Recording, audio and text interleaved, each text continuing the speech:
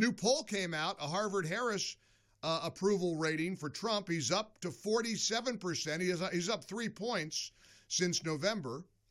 And, of course, it bears repeating that he is more popular among Americans at this stage of his presidency, at this stage of his second term, than either Barack Obama or George W. Bush. And, you say that and you think, do people even know that? Do they get it? I'm also happy to be here after thinking I was going to be off today. I came back from Jacksonville, Florida with this blinking white light in my right eye and my periphery. I thought, well, this isn't good. What's this about? And then I got a black smudge. They call it a floater. Eric Hansen, my ops manager, said, I know what that is. Gina, my wife Gina had a floater. I said, what the heck's a floater? Only thing I ever heard about with a floater is something that might be, in the lavatory. So I call my doctor, and then I go to ChatGPT. A hypochondriac like me should never go to ChatGPT or Grok. Grok and ChatGPT said, yep, that's probably a torn retina, or if it's not a torn retina, it's something that you really don't need to be worried about. Let me get the right term here for you medical fans. A posterior vitreous detachment, or PVD, and that's apparently what I have, where the retina is kind of loose, but it's not a tear, and I should be okay. And the doctor advised me this morning, don't do any heavy lifting or strenuous physical activity. I said, yes, sir. You got it. I can handle that. I can absolutely I will be a model patient. No strenuous physical activity for me. And I said to him, that's for the rest of my life, right? He said, well, no, not the rest of your life, just a couple of weeks. But anyhow, thanks for Joey Hudson for helping out a little bit today. And I decided to come in since all I have now is just some blurred vision from the eye drops they gave me to dilate my pupils for the exam. But no tear, thank goodness. I was talking to Christian, our video producer, before the show about this mess that has broken out with all of these colorful characters. Everybody's going at each other.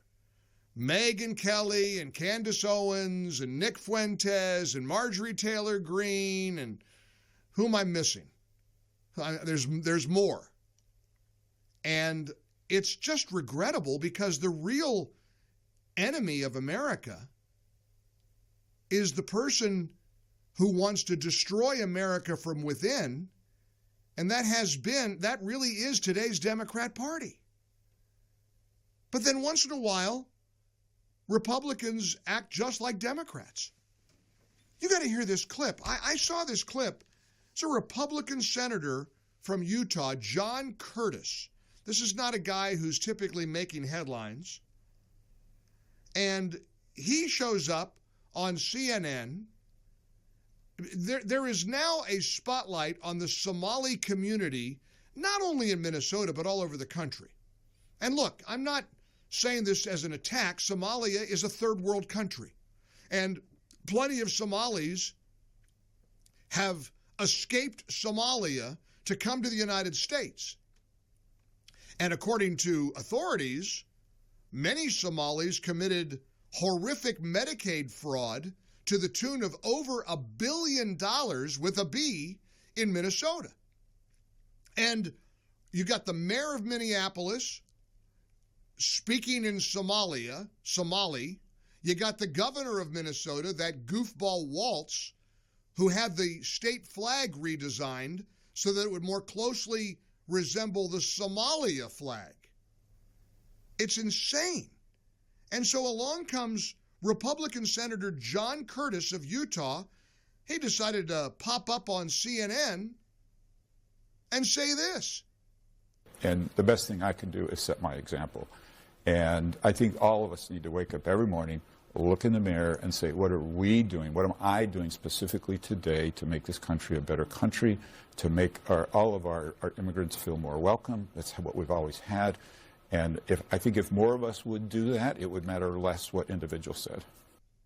He wants that to be the first thing you do when you wake up in the morning, not the second or the third or even the fourth. First thing you ought to do is wake up, look in the mirror and say, what can I do to make immigrants feel more welcome. Look, we are a nation of immigrants. I don't mind saying that. I'm the product of immigrants.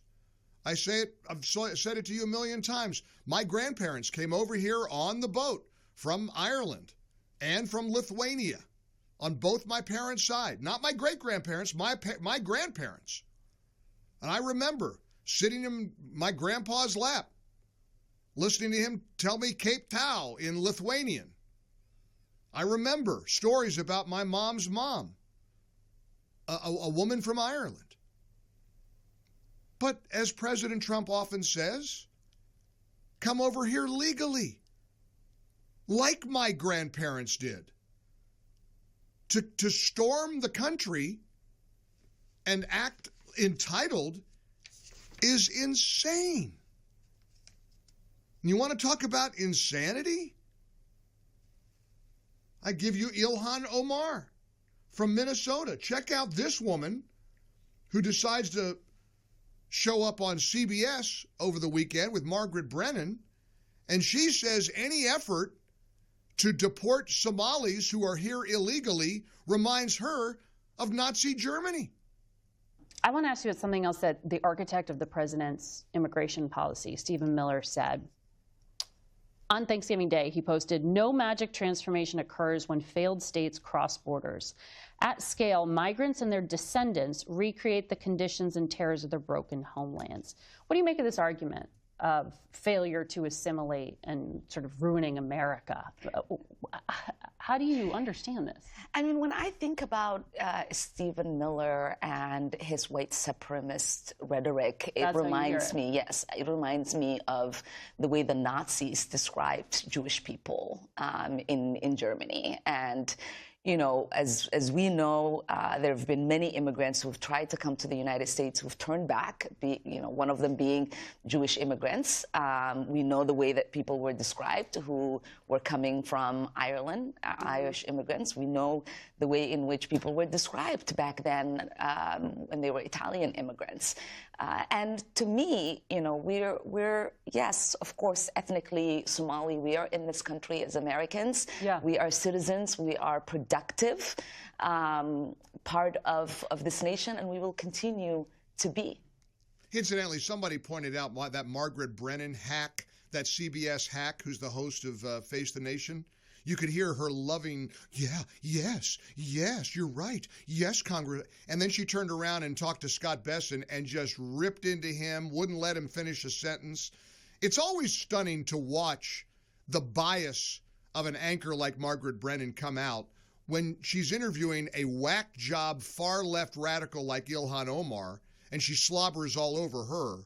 But when she's got a Republican member of the administration, she's interrogating him like a police sergeant asking somebody questions under a naked light bulb back in the interrogation room. It's like Jekyll and Hyde. It's actually comical to see how really lousy these highly paid hosts of the Sunday morning news shows can be. Also over the weekend, the New York City mayor-elect Zohran Mamdani issued a video message. Now, you would think, a couple weeks before Christmas, yeah, he's not Christian, he's a Muslim, but maybe he'll say Happy Ramadan. You know, if he doesn't want to say Merry Christmas, and God forbid the incoming mayor of New York wishes anybody a Merry Christmas, that's probably not happening. But he did have a very important message for a certain category of people in his beloved New York City. Here's his message. Last weekend, ICE attempted to raid Canal Street and detain our immigrant neighbors. As mayor, I'll protect the rights of every single New Yorker, and that includes the more than 3 million immigrants who call this city their home. But we can all stand up to ICE if you know your rights. If you encounter ICE, these are the things that every New Yorker should know. First, ICE cannot enter into private spaces like your home, school, or a private area of your workplace without a judicial warrant signed by a judge. That looks like this. If ICE does not have a judicial warrant signed by a judge, you have the right to say, "I do not consent to entry," and the right to keep your door closed. Sometimes ICE will show you paperwork that looks like this and tell you that they have the right to arrest you. That is false. ICE is legally allowed to lie to you, but you have the right to remain silent. If you're being detained, you may always ask, "Am I free to go?" repeatedly until they answer you. You are legally allowed to film ICE as long as you do not interfere with an arrest. It is important to remain calm during any interaction with ICE or law enforcement. Do not impede their investigation, resist arrest, or run. One last thing. New Yorkers have a constitutional right to protest, and when I'm mayor, we will protect that right. New York will always welcome immigrants, and I will fight each and every day to protect, support, and celebrate our immigrant brothers and sisters. This is going to go real well. I'm not kidding you. I hate to say this. I can't wait to see this thing unfold. You want to grab the tub of popcorn and watch what New York City is going to turn into under that lunatic? I can't wait. I really can't. I'm so glad I went there over the holidays. I got my Christmas fix in. I saw the Rockettes. I looked and saw the stores, the Windows stores, the storefronts on Fifth Avenue, saw the tree. Yeah, I got it all out of my system. Because I don't know about you, I may never go back to New York City with that guy as mayor of New York. Yeah, that'll go real well. Encouraging illegals to fight back and to avoid detection. And here's all that you got to do. Oh, nothing will go wrong there. Nothing will happen there. And then the irony is, if something does happen to an illegal because they're fighting back with ICE and they wind up getting hurt, he'll blame ICE. He'll never look at his own words as being part of the problem.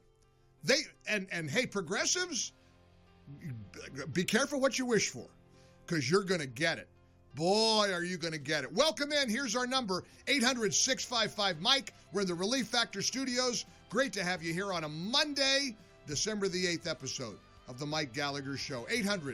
800-655-6453. One number does it all. Call or text. Join us. For full shows, live and on demand, it's Salem News Channel.